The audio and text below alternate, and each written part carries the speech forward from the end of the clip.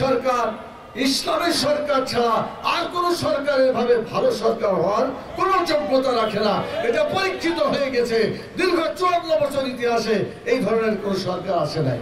আপনারা দেখেছেন এই 54 বছরে একটা দল 4 বার ক্ষমতা এসেছে, আরেকটা দল 3 বার ক্ষমতা এসেছে, আরো খুচরা দল 2 বার ক্ষমতা এসেছে।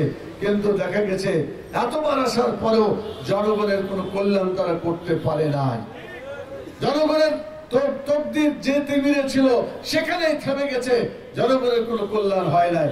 এই জন্য ভালো সরকার গঠন করার জন্য আল্লাহ তাআলা কোরআন মাজিদে বলেছেন, যে হে আল্লাহ, তুমি আমাদেরকে সাহায্যকারী একটা রাষ্ট্র দাও, যে রাষ্ট্রে তোমার কোরআনের বিধান চালু হয়ে মানুষের কল্যাণ হতে পারে এমন একটি সরকার দাও। আগামী দিনে বাংলাদেশে কোরআনের সরকার, ইসলামী সরকার যদি প্রতিষ্ঠিত হয়, আপনারা বিশ্বাস করেন মুহাম্মদ রাসূলুল্লাহ সাল্লাল্লাহু আলাইহি সাল্লাম যেভাবে মদিনায় ইসলামী রাষ্ট্র কায়েম করে জনগণের অধিকার প্রতিষ্ঠা করেছিলেন, মানুষের চিকিৎসা করেছিলেন, আবার বাংলাদেশে সেই দৃশ্য আমরা দেখতে পাবো ইনশাআল্লাহ। সেজন্য আমাদেরকে চেষ্টা করতে হবে। আপনারা নিশ্চয়ই জানেন এই চেষ্টার জন্য দীর্ঘদিন ধরে বাংলাদেশ জামাত ইসলামী, ইসলামী ছাত্র শিবির, বাংলাদেশ শ্রমিক কল্যাণ ফেডারেশন সহ মহিলা বিভাগ সহ বিভিন্ন জায়গায় চেষ্টা হচ্ছে। আরো ইসলামী দল চেষ্টা করছে। আগামী জাতীয় সংসদ নির্বাচনে সকল ইসলামী দলকে ঐক্যবদ্ধ করে কোরআনের সরকার কায়েম করলে এ সমস্যার সমাধান হবে ইনশাআল্লাহ। সেই চেষ্টা বাংলাদেশ জামাত ইসলামী চেষ্টা করে যাচ্ছে। আপনারা দোয়া করবেন। আমরা 5টা কথা বলেছি, এটা আপনাদের সংক্ষেপে বলেই শেষ করি।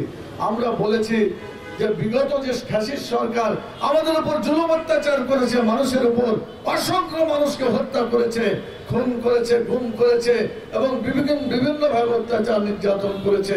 এই খুনি সরকারে যারা খুন করেছে তাদের সকলের বিচার হওয়া দরকার। আপনারা কি বিচার চান? অতএব এই অত্যাচারী যারা, খুনি যারা, তাদের যদি আজকে বিচার হয়, আগামী দিনে কোন খুনি আর অগ্রসর হবে না খুন করার জন্য। সেজন্য বাংলাদেশকে খুন মুক্ত করতে হলে, হত্যাকাণ্ড মুক্ত করতে হলে কোরআনের বিধানকে সামনে এনে আমাদেরকে চেষ্টা চালিয়ে যেতে হবে।